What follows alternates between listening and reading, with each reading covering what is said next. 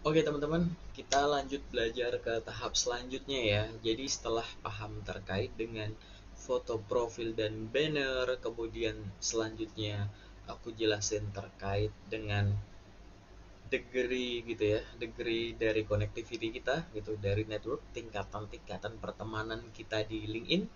Selanjutnya aku mau jelasin sharing sedikit terkait dengan bagian intro. Bagian intro itu kalau teman-teman mau lihat itu di bawah banner. Jadi kalau teman-teman buka pakai laptop gitu ya, pakai browser, di banner itu nanti di bagian kanan bawah itu akan ada icon pensil. Nah, itu kalau diklik gitu ya, nanti akan muncul namanya edit intro gitu. Dan di bagian edit intro ini ada banyak teman-teman di scroll dari atas sampai bawah. Aku mau jelasin dulu secara general di edit intro ini, yang jelas teman-teman harus harus paham per poinnya, oke? Okay? Yang pertama, kalau teman-teman lihat di misalkan udah dibuka ya, diklik terus ada edit intro. Di dalam edit intro itu teman-teman bisa nentukan first name dan last name yang ada di kolom yang bisa teman-teman ketik. Aku pengen nyaranin dua hal. Yang pertama, tolong first name dan last name-nya, cara nulisnya itu sama persis, khususnya untuk job seeker ya. Ditulis sama seperti yang ada di CV. Jangan ya, di sini pakai nama alay. Ini LinkedIn, bukan aplikasi-aplikasi sebelah gitu ya. Jadi bukan platform sebelah, sehingga gitu. Aku sangat menyarankan bahwa silahkan tuliskan nama lengkap yang ada di LinkedIn. Selengkap apa? Sama seperti yang ada di CV. Oke, yang pertama itu. Yang kedua, tolong perhatikan singkatan. Jadi baik first name maupun last name gitu ya. Teman-teman aku saranin banget ya, hindarin nama yang disingkat, khususnya di first name. Misalkan A titik terus kata gitu ya. Misalkan namaku nih H titik Ardiaga di belakang gitu. Kenapa? Karena itu akan mempersulit pada saat jadi akun teman-teman tuh belum terlalu terkenal gitu ya. Terus orang nyari tuh gitu. Nah, kalau teman-teman itu dicari berdasarkan kata pertama, namun kata pertama cuma disingkat gitu, nanti suggestionnya itu susah. Khususnya untuk teman-teman yang memang namanya tuh kadang rada kebule-bulean gitu, kayak bukan orang Indonesia gitu. Jadi agak susah nemuinya gitu, khususnya kalau disingkat di bagian depan. Begitu pula kalau singkatannya di belakang. Jadi singkatan di belakang itu juga ngaruh tuh. Jadi ada karakter disingkat titik spasi gitu ya. Memang nanti teman-teman bakal nemuin beberapa case. Misalkan namaku disingkat nggak masalah kok, teman-teman nge-search aku bisa, ya itu bisa. Tapi ada beberapa kategori nama yang mungkin aku juga masih belum terlalu paham ya, yang memang kalau dicari itu susah kalau disingkat, khususnya di first name maupun di last name. Nah, masalah ini akan muncul pada saat misalkan teman-teman itu namanya itu terdiri dari 4 kata katakanlah, yang ditulis cuma 2 kata pertama.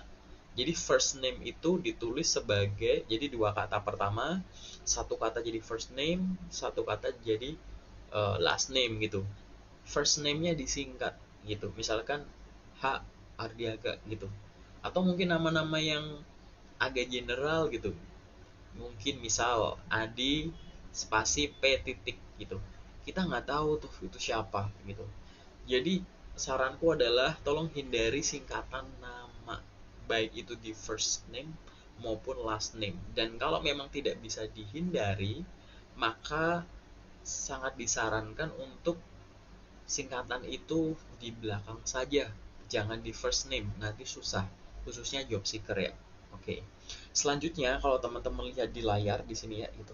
Di situ ada additional name. Kalau memang teman-teman tuh kayak oke, okay, kata namanya tuh lebih panjang gitu atau ada nama lain gitu. Boleh lah ada additional name di situ. Misalkan siapa terus dalam kurung siapa gitu. Boleh diisi di bagian kolom additional name. Nah, selanjutnya kalau teman-teman lihat itu di sini ada bagian pronunciation. Jadi pronounce.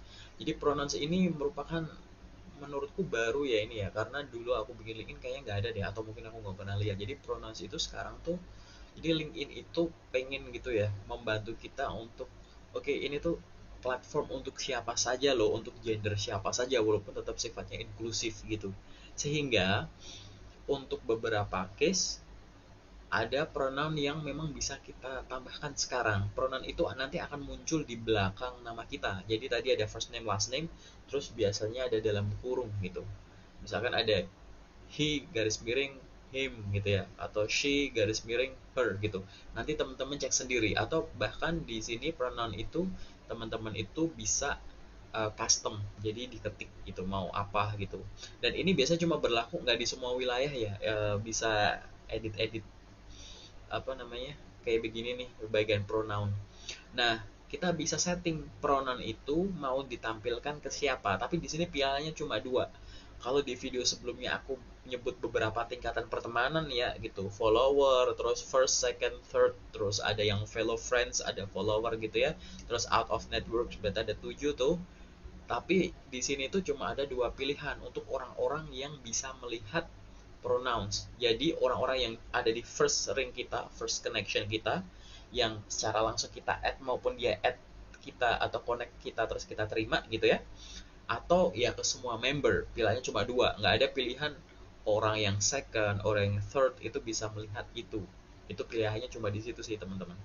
Terus yang selanjutnya di bawahnya pronouns, jadi pronouns tuh nanti kalau teman-teman ada windownya gitu, ada kayak ada di tengah gitu kan, di bawahnya additional name, nanti di bawahnya lagi itu nanti akan ada headline gitu, jadi bagian headline. Nah, headline ini mungkin nanti akan aku sedikit ulas lebih dalam ya teman-teman. Jadi headline itu adalah gambaran terkait dengan dalam tanda kutip kita itu siapa. Jadi sebenarnya gini, fungsinya headline itu adalah menjadi sesuatu yang untuk digunakan mempromosikan kita, baik untuk menonjolkan apa kelebihan kita, sekaligus untuk menonjolkan apa sih pembeda kita dengan yang lain, oke? Okay?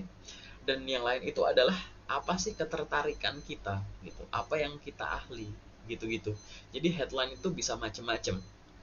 Nah, gimana sih cara menyebutkan headlines? Mudah, misalkan headlines itu satu, jelas ya, ini karena unik, jadi teman-teman tuh harus kreatif nulis headlines. Nggak harus sesuatu yang serius. Jadi mungkin sedikit tidak serius, mungkin nanti teman-teman bisa browsing sendiri ya, gitu. Nggak usah yang serius-serius, tulis di headline boleh nggak? Boleh. Atau yang kedua, teman-teman langsung fokus aja. Aku mau masukin kata-kata kunci. Kata-kata kunci itu apa aja? Kata-kata kunci misal pengalaman kerja yang sudah pernah aku lalui, atau sektor-sektor pendidikan atau sektor-sektor pekerjaan yang aku kuasai. Atau yang ketiga, aku pengen sektor-sektor yang pengen aku masuki, misalkan aku pengen ada di sektor ini atau di bidang ini gitu, boleh nggak dimasukin? Boleh gitu. Jadi headline itu seperti itu. Atau kalau misalkan teman-teman itu adalah seorang profesional banget, teman-teman boleh masukkan yang namanya pembeda, jadi kata kunci pembeda gitu. Jadi dimasukin aja gitu, apa namanya, sesuatu yang berbeda gitu di bagian headline kita gitu. uh, Kalau di beberapa referensi itu teman-teman tuh bisa nyebut sebagai USP. Coba iseng cari, googling ya, aku nggak mau cantumin di sini, namanya USP, Unique Selling Proposition gitu. Jadi ada level akun LinkedIn, mungkin teman-teman profesional ada yang akan melihat bahwa kalau hanya ditulis digital marketing itu udah biasa, ditulis sales udah biasa gitu, ditulis trainer gitu udah biasa, ditulis sales dengan pengalaman lebih dari 20 tahun udah biasa. Jadi teman-teman akan berpikir keras gitu ya, apa gitu. Jadi itulah, pada saat ada suatu headlines gitu ya, kata atau frasa kunci yang menjadi pembeda, tidak hanya sekedar aku bisa apa, tapi di bidang yang aku bisa itu, pembedaku dengan yang lain apa gitu ya. Itulah penggunaan USP. Oke, okay? Unique Selling Proposition. Nah, pada saat udah ngomong USP, aku ingetin satu hal dari semua teman-teman, baik ini teman-teman yang udah biasa pakai LinkedIn, teman-teman punya pengalaman kerja banyak, maupun teman-teman fresh graduate. Pada headlines itu dilarang lebay. Lebay itu adalah kayak kita tuh udah luar biasa, yang kayak berlebih-lebihan gitu katanya. Pakai kata-kata kunci kayak master, tak terkalahkan, tak tertandingi, kata luar biasa yang sebenarnya itu adalah penilaian-penilaian kita, bukan sesuatu yang terukur. Daripada ngomong seorang trainer tak tertandingi gitu ya, mending ngomong trainer bersertifikat apa gitu, atau menguasai certified apa gitu, ditulis kayak gitu daripada kelihatan lebay gitu. Nah, nanti aku mau bikin sesi sendiri ya terkait dengan headlines, karena itu isinya bener-bener seni. Seni untuk melihat ini tuh orang siapa sih gitu. Bahkan kalau teman-teman itu sebagai seorang job seeker, nggak usah ngasih frame di profile picture-nya yang dikasih lingkaran hijau, tapi di headline dikasih misalkan kata kunci. Jadi teman-teman bayangin, teman-teman tinggal di Indonesia, coba nanti riset lebih banyak kata kunci di headlines itu menggunakan bahasa Indonesia atau bahasa Inggris. Jadi daripada contoh nih, yang aku tahu yang ada di LinkedIn itu ada hashtag kan gitu, biasanya tulisannya itu job seeker, tulisannya itu talent ready gitu. Berarti di headlines nggak usah ditulis sebagai pencari kerja gitu ya. Jadi tulis aja talent ready atau misalkan fresh graduate gitu-gitu. Itu terkait dengan headlines. Dan headlines itu akan ada di bawah pronouns, oke? Okay? Nah, selain itu, teman-teman apa di bawah headlines itu teman-teman akan menemukan current position. Posisi sekarang tuh kita sebagai apa? Dia akan nge-link ke bagian bawah position gitu. Jadi position yang ada di bawah itu nanti teman-teman ya di dalam profil, kalau teman-teman ngisi experience gitu, yang ada di paling atas otomatis akan, atau terkini gitu ya, akan default muncul di current position itu sebagai posisi yang paling atas gitu. Jadi misalkan teman-teman di pengalaman kerja paling atas itu jadi guru matematika, maka otomatis kalau teman-teman buka edit intro terus di scroll ke bawah di bagian current position atau posisi yang sekarang itu, otomatis tadi guru matematika itu akan muncul di situ. Nah, teman-teman bisa tuh, karena nanti ada drop down, ada tick gitu ya, bisa diganti atau mungkin bisa di klik tanda panah add position, add new position gitu.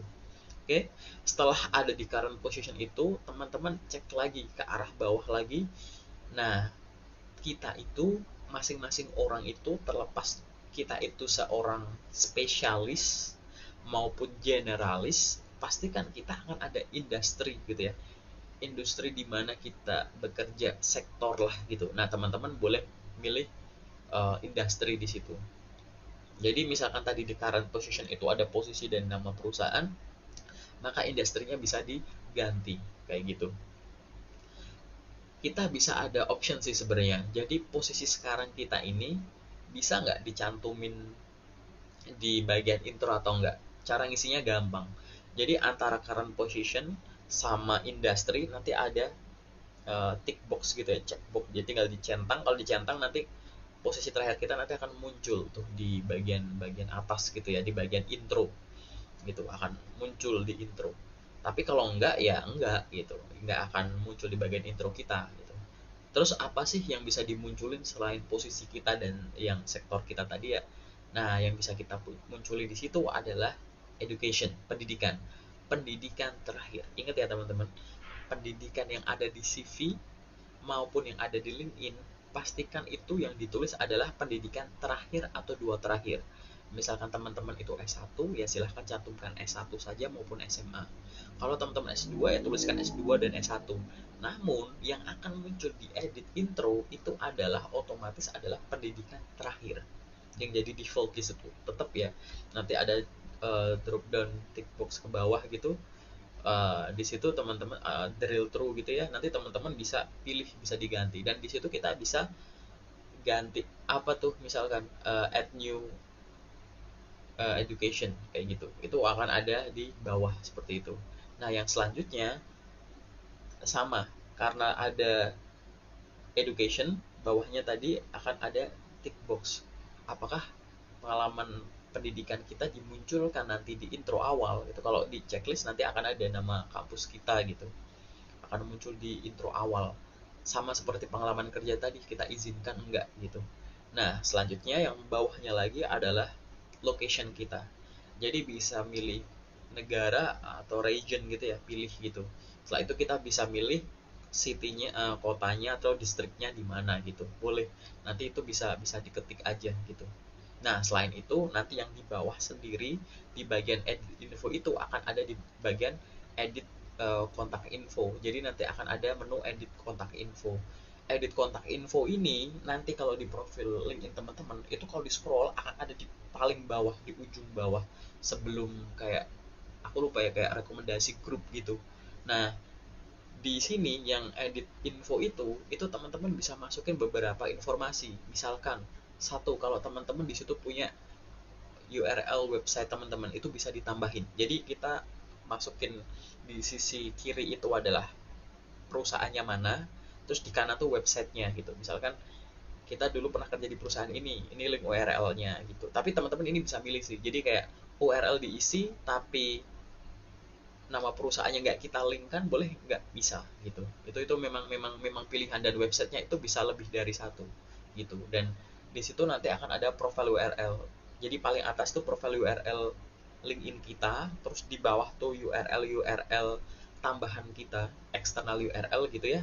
Terus bawahnya lagi nanti akan ada font, kolom font, terus itu tuh telepon apa.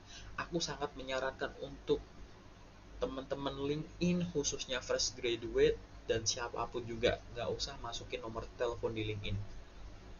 Oke, kalau dulu it's okay. Kalau sekarang aku saranin jangan masukin nomor telepon di LinkedIn.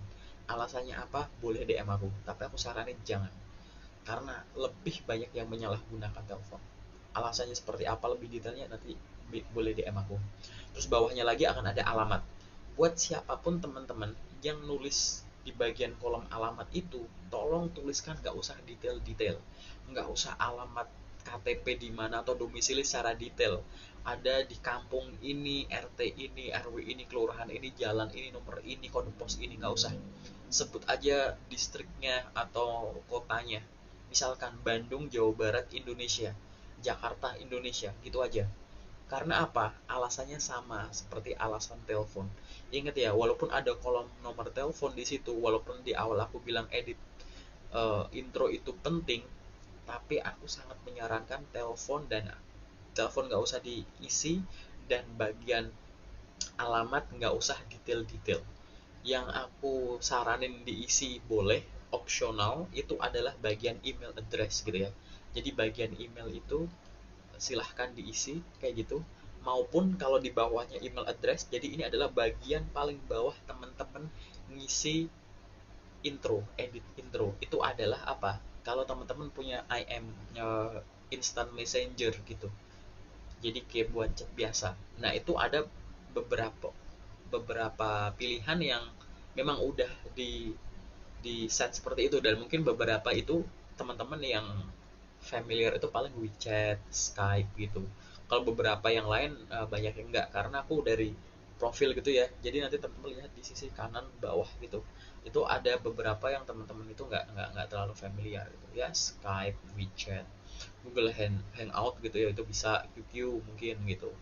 Nanti dipilih sendiri. Nah, setelah itu semua teman-teman udah pastikan diedit, aku saranin di scroll naik turun gitu ya teman-teman. Jadi coba dipastiin di scroll dari atas ke bawah. Udah oke belum? Kalau udah oke, lihat ke bawah lagi, yaitu apa? Tanggal lahir. Tanggal lahir itu pilihan kita sendiri, mau masukkan apa enggak gitu. Terus kita bisa edit visibilitasnya, siapa yang bisa ngeliat. Aku sangat menyarankan juga tanggal lahir ini nggak usah dicantumin.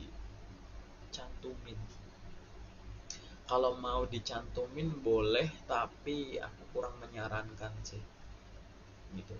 Eh, aku mikir dulu ya gitu, karena serba salah nih gitu. Kalau bagusnya dicantumin adalah nanti teman-teman tahu tuh ultahnya kapan. Jadi bangun, mungkin teman-teman tiap bangun pagi terus buka LinkedIn kan ada notification tuh siapa yang ultah hari ini. Nah, itu bisa lihat di situ. Tapi visibilitas tanggal lahir ini tuh, ini kan salah satu informasi yang personal gitu kan, sama kayak telepon dan alamat, sehingga tempat tanggal ini sebenarnya kayak bulan sama tanggal lahir itu pilih sendiri ya, mau dimasukin apa enggak gitu. Paling sementara itu terkait dengan intro ya teman-teman gitu ya, dan pengeditan yang ada di edit kontak info gitu. Jadi edit kontak info itu ada di paling bawah, tapi isinya tadi sampai ke visibilitas tanggal lahir kita dan bulannya gitu. Paling itu aja terkait dengan edit intro, semoga bisa membantu teman-teman dalam pengisiannya. Ingat, lokasinya itu ada di sisi sebelah kanan bawah dari banner, atau kalau paling gampang ini kan profile picture teman-teman di sini nih, bulat gini kan. Nah, sejajar aja, set gitu. Nanti di sini ada kayak tanda pensil, klik itu. Silahkan dicoba-coba dulu ya. Kalau belum paham, boleh diganti bahasa dengan bahasa Indonesia biar lebih mudah untuk penggantiannya. Paling sementara itu teman-teman. Thank you.